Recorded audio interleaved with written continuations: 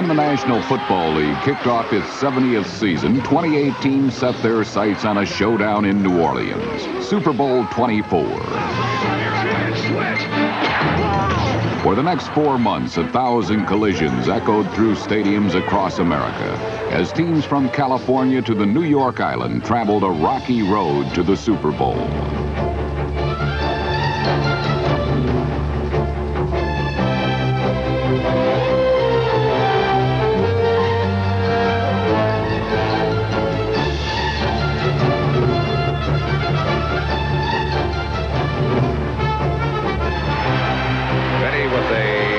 Drop goes across the middle, caught! Cutting back, going to the corner.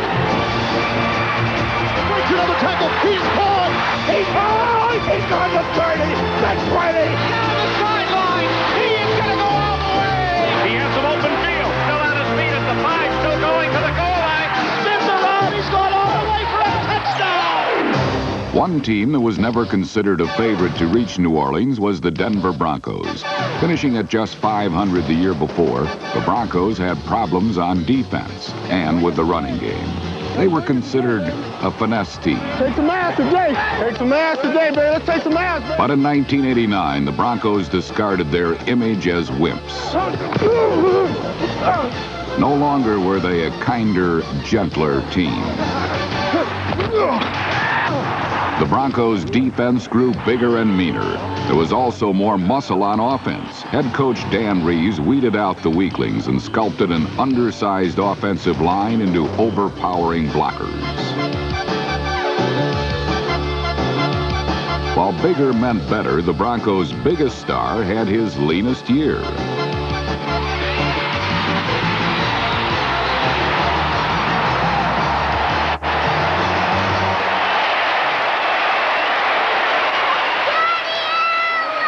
John Elway did not have a super season, but rookie running back Bobby Humphrey did, and he gave the Broncos a set of legs as powerful as Elway's arm.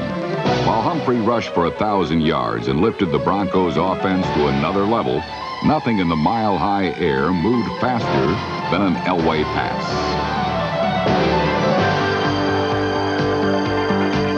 Although Elway's statistics were poor, he had never led a team that was better balanced. Still, the scales of victory were often tipped by one pull of his right arm. Elway is back, hops up in the pocket, throwing it to the end zone for Vance Johnson, and he has got it for a touchdown. The Broncos were no longer a one-man show when the defense took center stage. Rule bullets 5. Rule bullets. Once the weak sisters of this team, the Broncos' defense became the better half. They allowed the fewest points in the NFL and led the charge to the playoffs. They're coming strong, baby!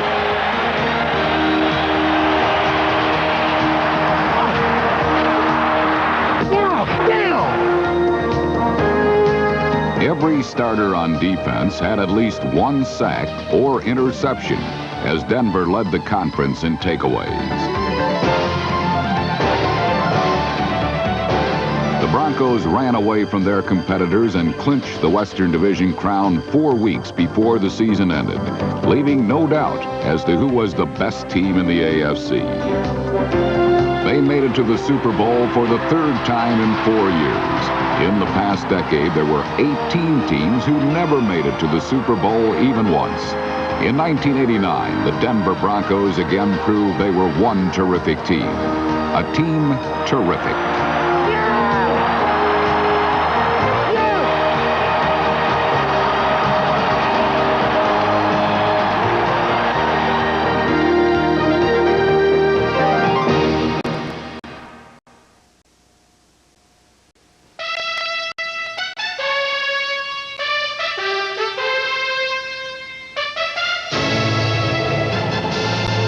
In 1989, the most loyal and passionate fans in the NFL anticipated the arrival of an innovative, aggressive defense designed by new defensive coordinator Wade Phillips. Almost overnight, Phillips transformed this enthusiastic unit, and the results of his work were evident on opening day. Receivers and Hurd to Berg, the quarterback. First down from the 25-yard line. DeBerg looks to his right, throws to his right, and it's intercepted. Braxton, 20, 10, 5, touchdown! The new-look Broncos defense forced 4 Kansas City turnovers that translated into 24 points. Running back Sammy Winder and runner-turned-receiver Steve Sewell turned in a touchdown apiece. But this day clearly belonged to the defense. Snap. DeBerg's dropped to the 5-yard line. This time the throw is intercepted, and it'll be a touchdown return. Randy Robbins takes it away inside the 20-yard line. With a 14-point win in his pocket, Dan Reeves' next concern was the Buffalo Bills. The Bills were favorites to win the AFC, and Denver had lost 10 of its 11 Monday night games on the road. But in prime time, Denver's new faces got the highest ratings. Linebacker Michael Brooks started the scoring when he burst into the end zone for a safety. Rookie Warren Powers, number 91, recorded his first sack. Tyrone Braxton picked off his second interception of the season. First-year man David Treadwell kicked 4 field goals. And the Broncos' number 1 pick in the supplemental draft, Bobby Humphrey, gave every indication that he was worth the risk. In motion, Humphrey the setback. Humphrey gets the football, goes straight ahead to the end zone. Bobby Humphrey, 5 yards. I think from a confidence level, it was a tremendous win for a lot of new faces on our football team. And, you know, to get that monkey off your back, you can't win on Monday night away from home. You can't win on artificial turf. I think momentum-wise, it was something that could carry us to the Super Bowl if you could believe that this early in the season. The Los Angeles Raiders ain't what they used to be, but they always get the Broncos' juices flowing. I love playing against the Raiders. I mean, that's our biggest rivalry in the AFC West. As far as our game plan or how excited we get before a game, it's another team that we have to beat, and we feel we should beat if we're going to be the AFC champions. A wave of orange washed all over the silver and black and struck for 6 more takeaways that helped the Broncos build a 28-0 lead. Elway's dropped, they blitz. Elway runs up in the pocket, gets away. He's at the 30, the 25, the 20, 15, 10, 5, end zone, touchdown! John Elway ran for 1 touchdown and threw a pair of scoring passes to Mark Jackson.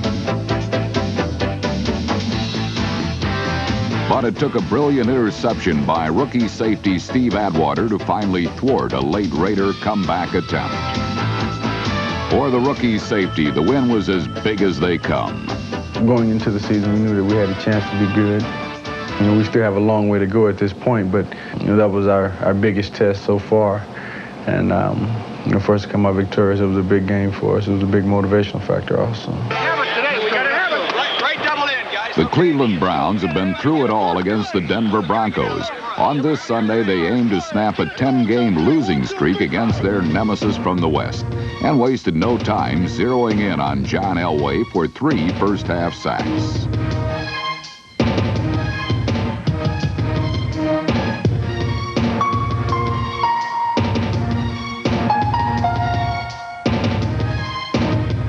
The Bronco quarterback suddenly became an easy target for the Browns and their fans.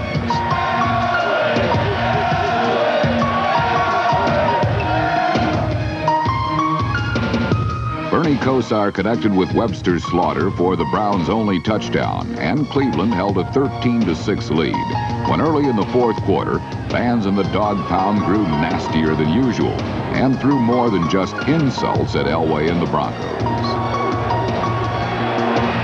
Because of the dog biscuits being hurled at the Broncos in the end zone, they will change ends of the field to permit Denver to run the play. This is something we've never seen. It's the first time I've seen it. The Broncos were forced to play the rest of the game against the wind, but in this unique scenario, John Elway merely laughed in the face of the storm.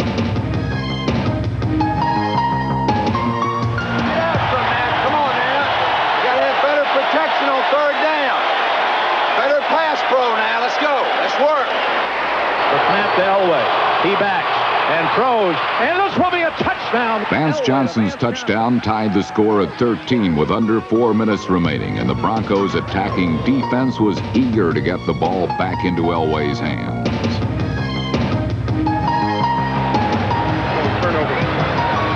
Kosar to throw, firing over the middle. The pass is intercepted. It is intercepted by Mark Munford at the 35-yard line, crossing the field in Browns territory and out of bounds at the 34. And the tide has turned dramatically in favor of the Denver Broncos. Denver had indeed taken control, and with less than 2 minutes to play, the Broncos had the opportunity to put the game away. We can go toss right in. I understand, but we do that. I don't watch the backside on this one. Let's go left, wing opposite, and go with your toss 28 fullback lead. Right? Hey, tell him to cut that outside guy. He's going to do that. He does that anyway. In motion goes Bratton out of the backfield. Pitch out to Winder, left side in trouble, hit at the 14, fumbles the football. The Browns have it. The Browns got the ball at the 16. With Denver handing him new life, Browns quarterback Bernie Kosar went to work, putting some old Broncos ghosts to rest.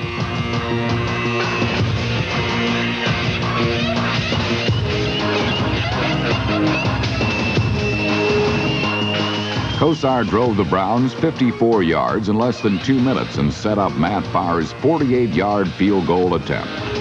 Low snap, the kick is underway. It may have the distance. It is! Goal! With the wind at his back, Farr's kick cleared the goalpost by inches and dealt the Broncos their first loss of the season.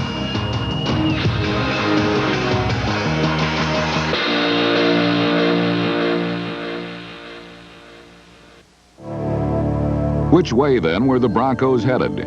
Would the heartbreaker in Cleveland send them south, or would it build their spirit and carry them to a division title?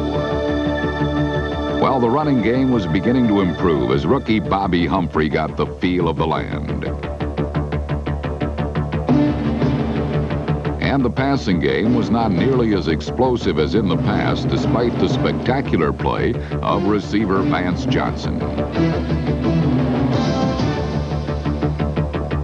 So which way would they go? The question wasn't answered until late in the fourth quarter. Humphrey straight ahead. He's at the 10, still on his feet at the 5, still going to the goal line.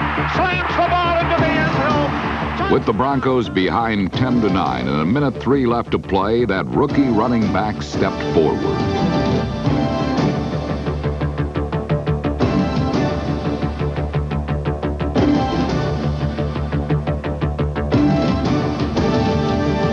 Who knows, sometime down the road, Bobby Humphrey may just step into the same class as, say, an Eric Dickerson. Like Mercury, wing-footed messenger of the gods, he's delivered time and time again. But like the great Achilles, even Eric Dickerson's high-flying heels can be clipped. The Broncos held Dickerson to just 35 yards rushing and the Colts to 128 total yards. Meanwhile, Broncos offensive linemen Perry, Jariga, Karts, Waddell, Lanier, and Bishop paved paths for its less heralded runners en route to 2 touchdowns and 169 yards on the ground. And Elway brings it to Humphrey, who drives to the goal line and scores. And there was a counteraction that's different from any. But the character of this team was revealed in a fierce fourth quarter goal line stand that showed the all-new Denver defense at its best. 4th and goal at the Denver 1-yard line. Trudeau takes the snap, gives to Dickerson, drives left. Oh, he's thrown for a loss. The Broncos take over at the 2-yard line. The win was especially sweet for those Denver defenders who spent a dreadful Halloween night in Indianapolis last season. The Broncos allowed the Colts 55 points, the most in a game since 1968.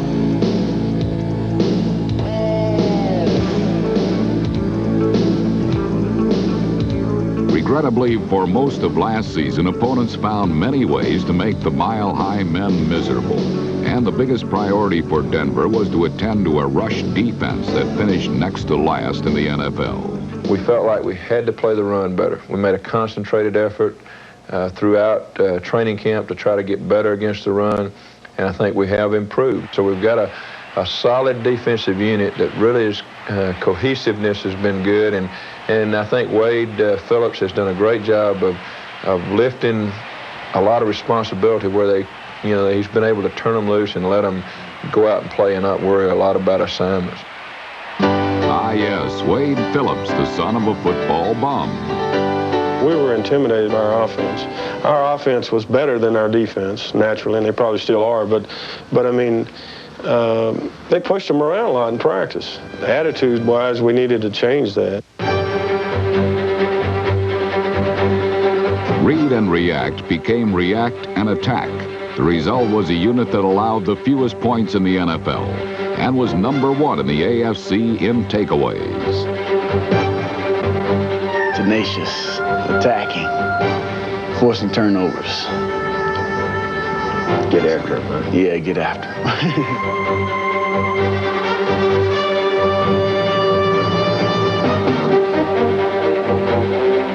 For these young guys, they come in every game is new and exciting, and they're in a different place that they've ever been, and they're flying around, and it really bleeds some of that enthusiasm into us. And he'll hit the slant. Okay, can you hear me? All right, here we go.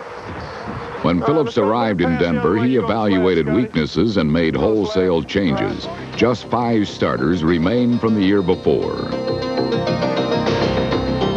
2 men switched positions, and 6 new starters were plugged in for the '89 campaign. I said, Mecklenburg can do this, let's let him do it. Fletcher can rush, let's let him rush. You just find out the talents of your players and try to utilize that. Sounds simple enough, but not so easy to implement. For Phillips, the job took patience, and like any good teacher, he has plenty of that. I'm gone now.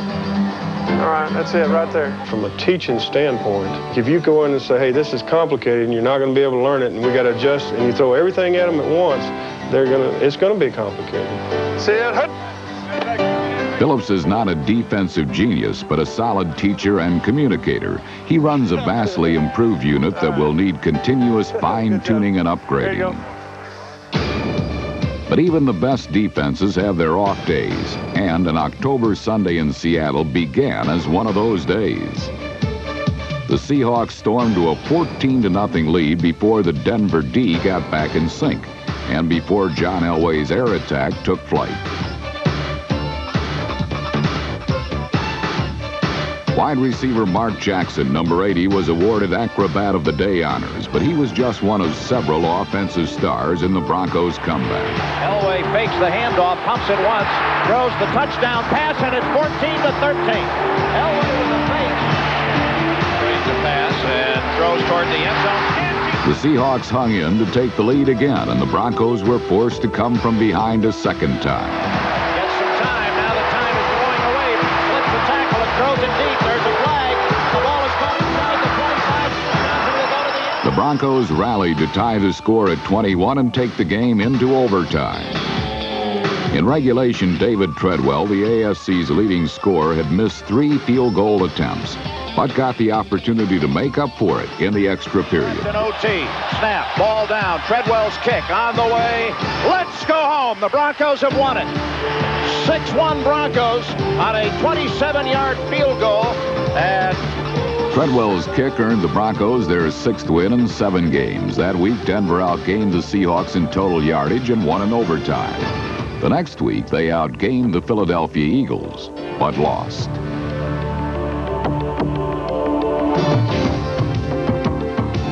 Elway wants to run the draw. He's at the 5. He's in the end zone. Touchdown, John Elway. Winder is in as Elway rose to the right, throws to Vance Johnson. Touchdown, Vance Johnson. First and goal at the 4.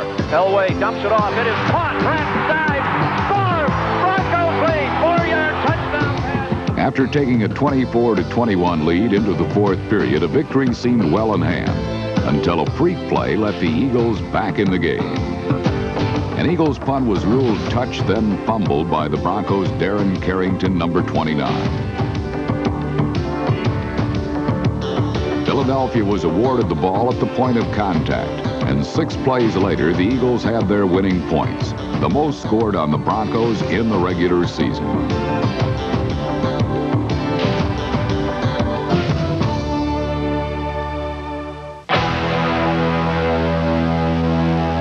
At the midseason mark, the Denver defense was playing above all expectations, and the offense continued to get great performances from younger players, like guard Doug Waddell, number 67, who provided escort services for fellow rookie Bobby Humphrey.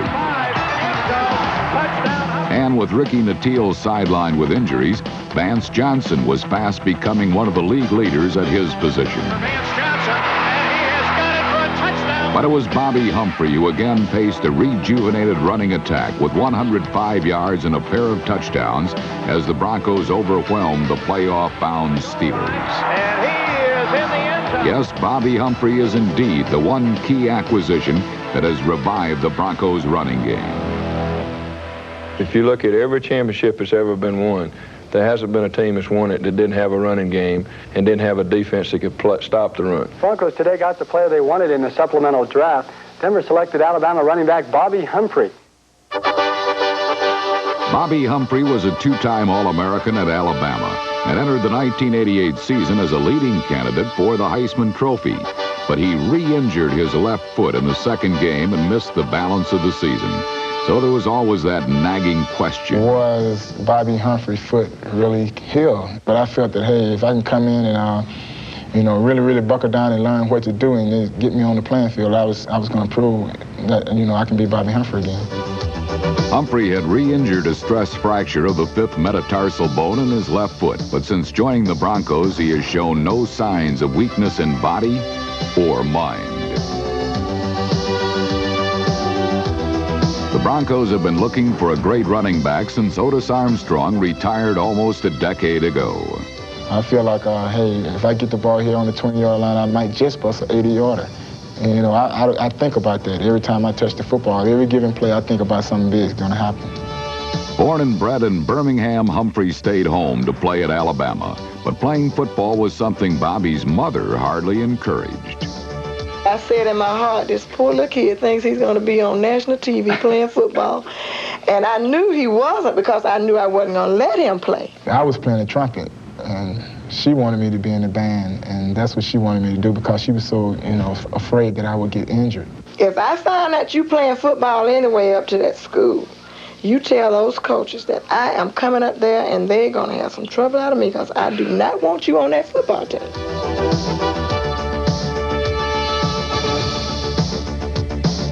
I wish somebody had tossed him a trumpet instead of football. He'd have been better off, True, trumpet players don't take a beating quite like running backs do, but Bobby Humphrey has made his share of sweet music on the field.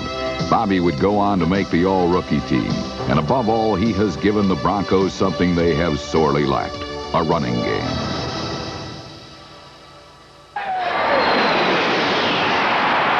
Take a team photograph after with a victory. The sole possessors of first place in the AFC West kicked off the second half of the season by jetting out to Kansas City, where the Chiefs defense answered their fans by battering Bobby Humphrey and the Broncos.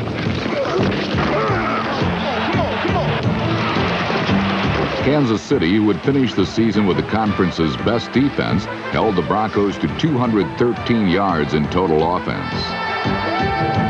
While the Chiefs threw a blanket over the Broncos and smothered John Elway, the Denver defense returned the favor by punishing Chiefs quarterback Steve Pelluer. Hey, Steve! The Broncos' attacking defense offers both high risks and high rewards. To throw it on first down, and he is hit and stripped of the ball, picked up on the bounce, and the Broncos will score a touchdown. The touchdown is Greg Clinching. Denver led 13-6, and the Chiefs desperately needed fourth quarter heroics from Pelluer, a quarterback who has never been one to provide them. Come on. This is the play of the game. 13-6, Denver lead. The drop. Hops up in the pocket, throws it to the back of the end zone, and it's a touchdown. Abel Harry. Unfortunately for the Chiefs, the final quarter is an alarm clock for John Elway. It comes, and he wakes up. Twice in the last minutes, he faced crucial third down plays and converted them both.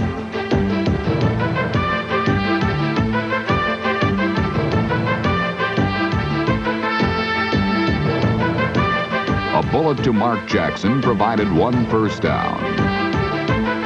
Then with less than a minute to play on 3rd and 8 from the Kansas City 39, Elway's shuttle pass to Steve Sewell was the launching pad for the game winner.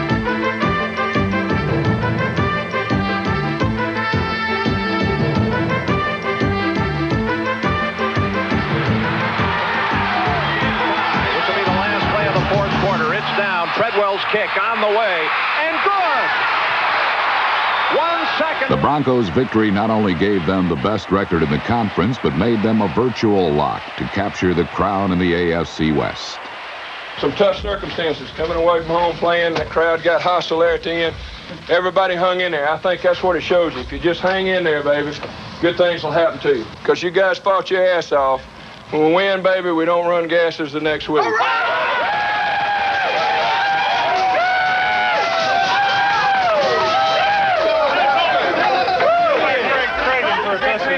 Hey, Greg Cragen for a touchdown, too. You know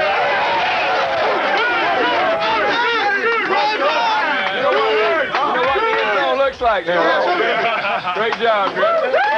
Okay, let's hit a knee now. We have the Lord's Prayer, all right? 4 hours before the Broncos met the Redskins at windswept RFK Stadium, John Elway was reeling with a stomach virus and was unable to play. Enter Gary Kubiak, who got off to a rough start, fumbling on the 3rd play from scrimmage to set up the Redskins' lone touchdown. But from then on, the veteran backup played his role superbly, throwing 2 touchdown passes in the first half. Pitcher throws, pass, touchdown. For 7 seasons, Gary Kubiak's knowledge of the game and leadership abilities have made him indispensable. Kubiak's drop, he throws, Natil, touchdown at the back of the end zone. Ricky Natil almost to the back of the end zone. He got behind A.J. Johnson, and it's Kubiak's 2nd touchdown pass of the half, and the Broncos...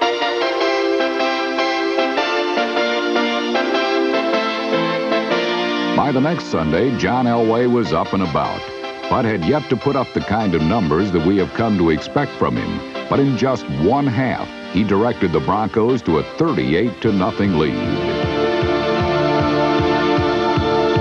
In a magnificent display of all-around football, the Broncos dismantled the Seahawks with every weapon imaginable. The rookie backfield tandem of Melvin Bratton blocking and Bobby Humphrey running complemented Elway's most efficient passing day of the year. Just 10 completions, but 4 went for touchdown. Elway just lobs the ball for Mike Young, and he makes the catch. Touchdown. Elway's 4th touchdown pass of the first half.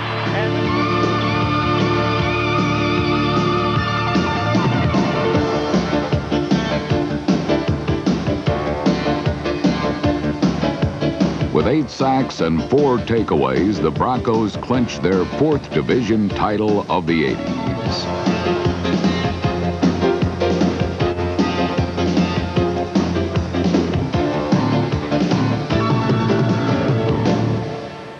After clinching a title so soon, a letdown is almost inevitable. But the next week, the Broncos have the Raiders on the ropes for 3.5 quarters. Alfonso Carricker, Greg Cragen, Michael Brooks, Carl Mecklenburg, and Ron Holmes, number 90, kept the pressure on Raider quarterbacks. The offense generated more first downs and more total yards than the Raiders, but mistakes and penalties negated at least 1 touchdown, and the Broncos allowed the Raiders to escape with a 3-point win in overtime.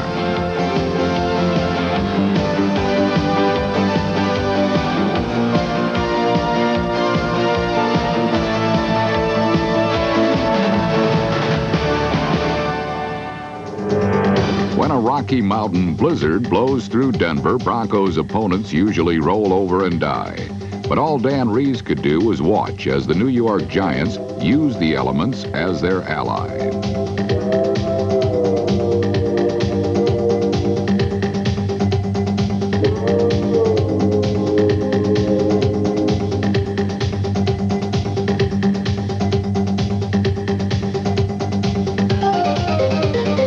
What It became a determined defensive battle. Simon Fletcher, Rick Dennison, Tyrone Braxton, Wyman Henderson, Dennis Smith, Steve Atwater, and others shut down the Giants in the second half.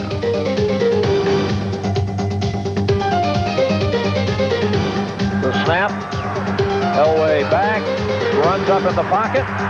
Throws it to the end zone. Touchdown! The Broncos could manage only a 32-yard touchdown pass to Michael Young as the Giants' defense halted 2 Denver scoring drives in the final 2 minutes to escape with a 7-point win.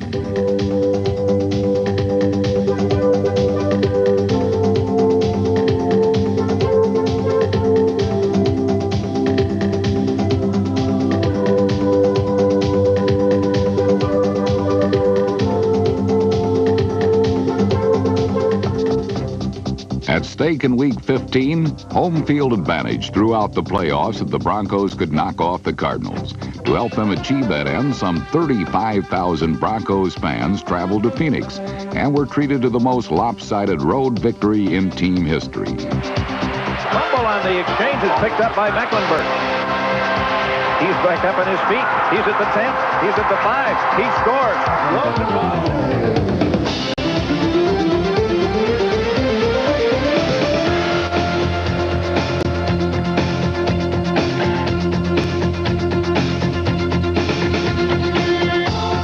The defense limited the Cardinals to 22 rushing yards and only 101 yards overall. And Bobby Humphrey became the first Denver rookie to rush for over 1,000 yards and showed he could do more than run. And it's a touchdown. Bobby Humphrey throws the pass to Bratton. Left and Sewell right. Elway fakes to Winder. Rolls right. Throws the pass. Caught inside the 15. Kay is at the 5. To the goal line. The Broncos rebounded from 2 straight losses to secure home field advantage throughout the playoffs. So the final game of the regular season had little meaning in the grand scheme of things.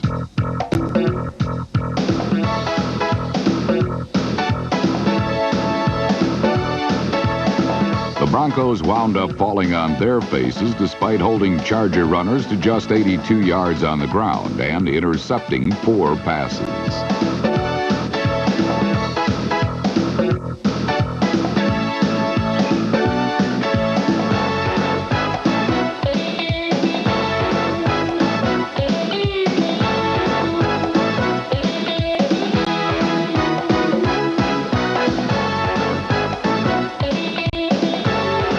Broncos led at the half on a Bobby Humphrey touchdown, but the Chargers retaliated to win on the final play of the game on a 45-yard field goal that grazed the upright. But at 11-5, the Broncos still closed out the regular season with the AFC's best record and were back in the playoffs for the 6th time in 7 years.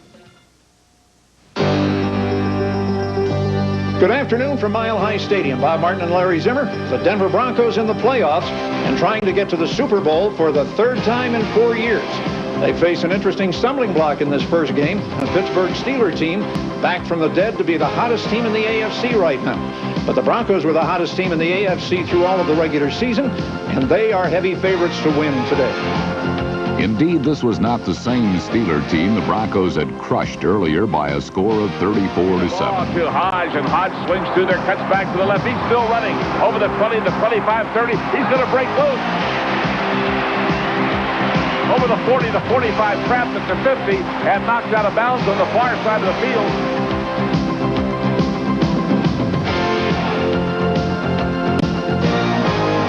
Merrill Hodge rushed for 100 first-half yards and added a touchdown, and Pittsburgh led 17-7.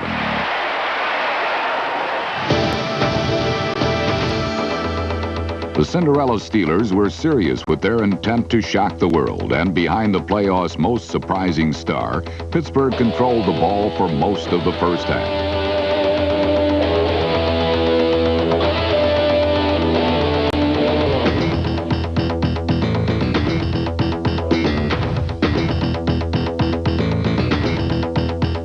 But with only 20 seconds left in the first half, a dose of mile-high magic brought the Steelers back to earth. Over the 50, trying to run along the 50-yard line. chasing him. Jackson to the far side to the 45 and out of bounds at the 42. Jack the holder with 2 seconds to go in the half. Ball is down. Treadwell's kick is long enough, and it is good. David Treadwell's field goal drew the Broncos to within 7 points. When early in the third quarter, Pittsburgh's game plan began breaking up. Coming to the right side, he gets out to only the 43. Driven back by Cragen as the ball loose. Do we have the first turnover? Yes. Tyrone Braxton comes up with... The Steelers committed the first turnover of the game, and like veterans of playoff wars, Denver took advantage of the opportunity and exploited one-on-one coverage.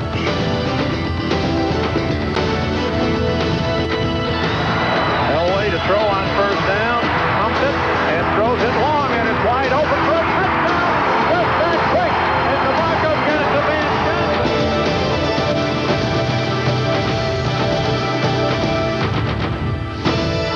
Johnson. The surprising Steelers answered Vance Johnson's touchdown with a pair of field goals to regain the lead.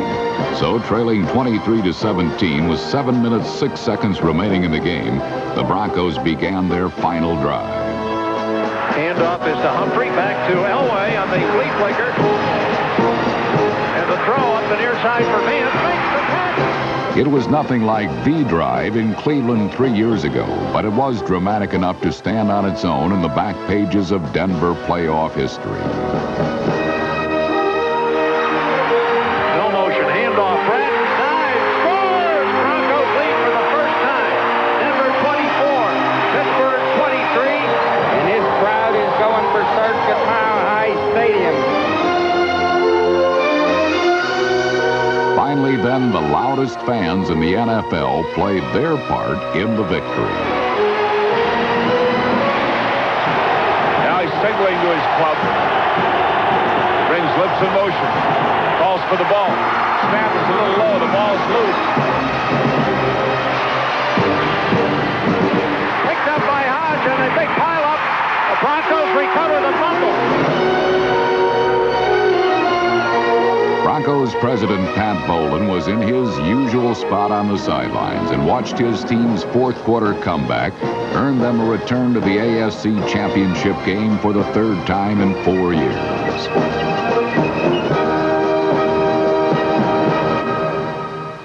Good morning from Mile High Stadium. An early start for two teams who have been here before. The Denver Broncos and the Cleveland Browns for the third time in 4 years as the road to the Super Bowl comes through Denver.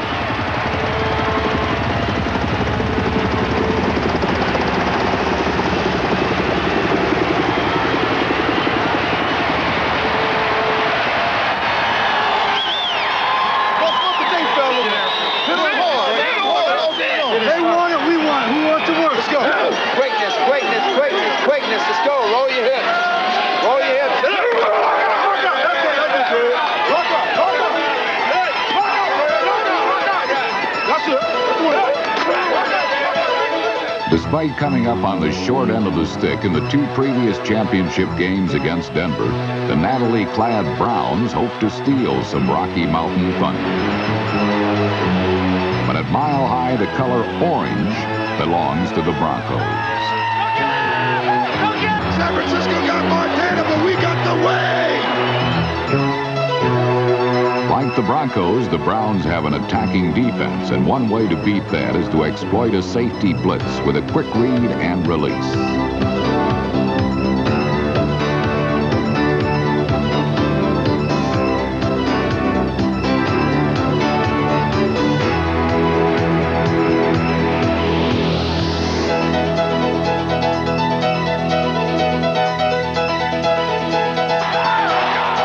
The shovel pass is yet another weapon in the Broncos' offensive arsenal. And with just minutes gone in the first quarter, Denver appeared ready to give the Browns a premature burial. But on the very next play, the Broncos fumbled. And the Browns have it at the 8-yard line. Big turnover as Humphrey dropped the pitch out. The Broncos fans' call to arms on defense hardly seemed necessary as some normally reliable Cleveland hands suffered a shameful first half. Deep over the middle, Langhorne open, drops the football at the 8-yard line. He pass there, and Langhorne dropped it. But Denver's defense didn't profit solely from dropped passes. Bernie Kosar threw his share of bad ones as well. Kosar back into the pocket, pumps once, throws a floater over the middle, and it is intercepted at the 35-yard line by Dennis Smith.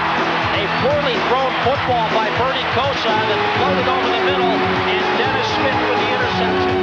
Contrasting Kosar's dismal effort was the inspired play of John Elway, whose performance on this day was more rarefied than the mile-high air. John flushed out to the right, throws it upfield for a wide open Mike Young at the 30, at the 20, at the 15, 10, 5, touchdown, 70 yards, Elway to Mike Young. He beat Frank Benefield and ran it in the last 39-0 Denver. Elway moving out to the right, and you always know that the most dangerous thing to have John Elway doing is on the move, and Young was behind everybody.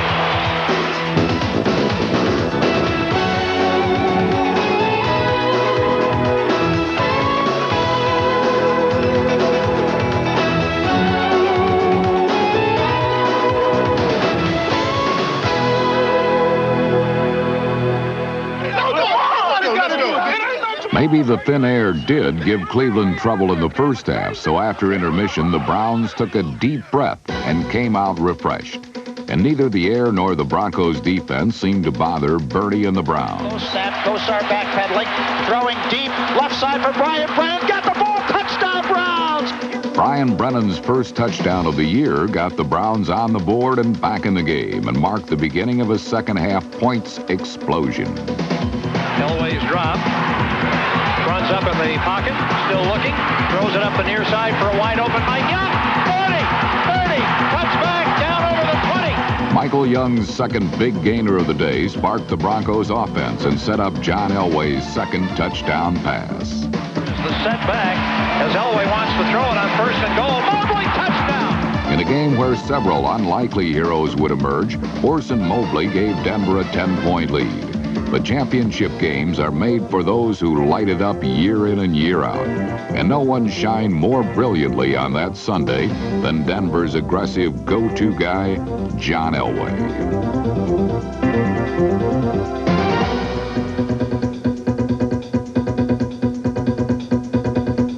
Elway's 25-yard run on third down kept a drive alive and helped set up Sammy Winder for a score.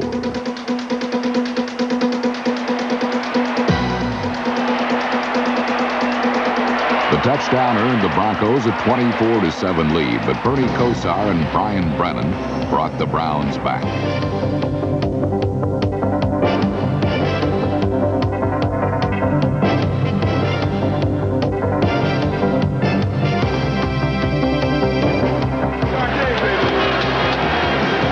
Johnson on the left side, Jackson on the right, hand off to Bratton for the first time today. He fumbled the football. Felix Wright has it. He's off to the races, to the 10, to the 5. Touchdown Browns. Let's see if it stands. Felix Wright was ruled out at the 1, but 2 plays later, Cleveland did reach the end zone. Hand off, but touchdown Browns as he followed the blocker, Ron Middleton, right up the gut into the end zone. The Tonga tank. 2 scores within 2 minutes brought the Browns to within a field goal. But as the third quarter ended, so did the Browns' comeback attempt. On yet another key third down play, Elway left the pocket and was again rewarded for his improbable improvisation.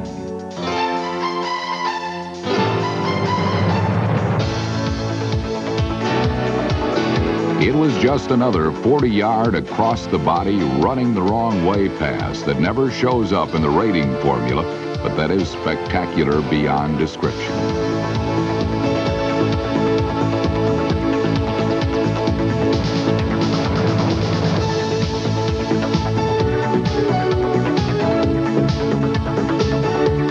Two plays later, Elway, who completed 20 passes for nearly 200 yards, found Sammy Winder for the game's final touchdown.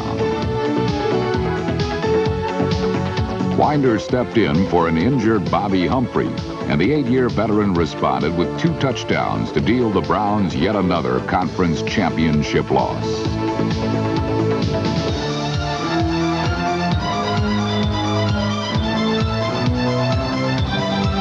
Cleveland Browns were left only to wonder what mystical and magical powers belonged to the Denver Broncos.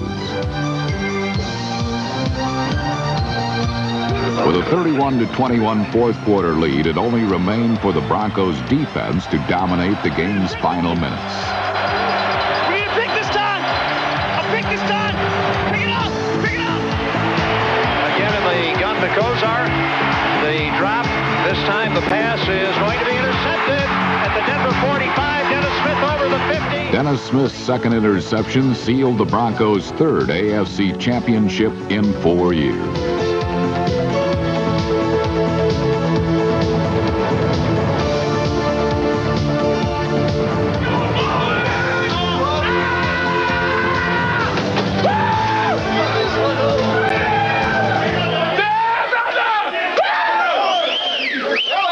Let's go, just a second. Everybody listen up now. Man, great job. We did it as a team. We got here as a team, man. Everybody gets a game ball, all right?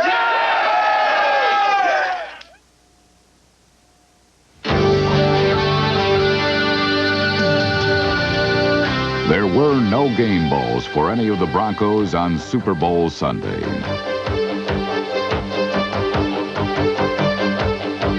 The Broncos were rewarded with yet another trip to the Super Bowl, but again it was there that their mystical and magical powers disappeared.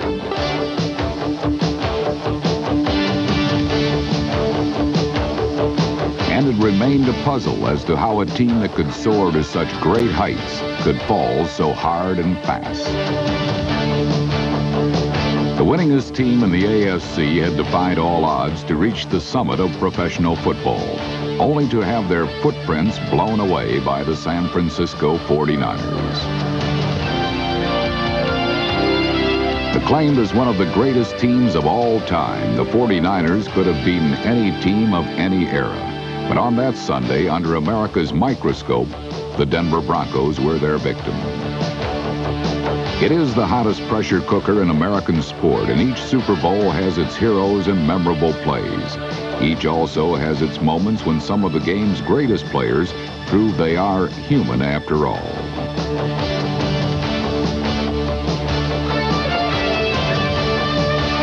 Football is a game designed to break your heart.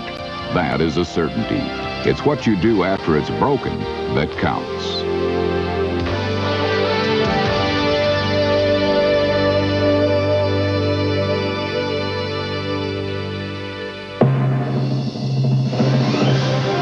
For 30 years, the Denver Broncos have been a great source of pride in the Colorado Rockies.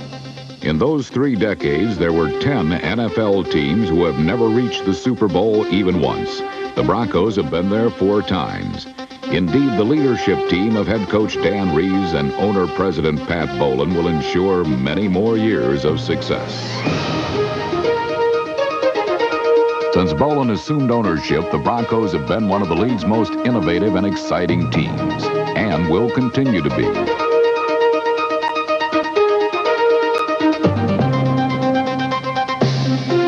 The allure of the Broncos has drawn their faithful fans to Mile High Stadium in record numbers, in all conditions. Packers handing the ball off for a loss, and it's picked up by the Browns on the fumble. It will be a touchdown for the Broncos. And with that support, the Denver Broncos became the only AFC team in the 1980s to win back-to-back conference titles. And they have not had a losing season since Pat Bowlen took over in 1984. In an era where repeat winners are rare and consistent success so difficult to attain, the Broncos remained at the top. The Broncos have used a pocket full of miracles to provide a boatload of memories in an unforgettable decade. There was the drive. And there was the fumble when Jeremiah Castile stole the ball. It was another mile-high miracle.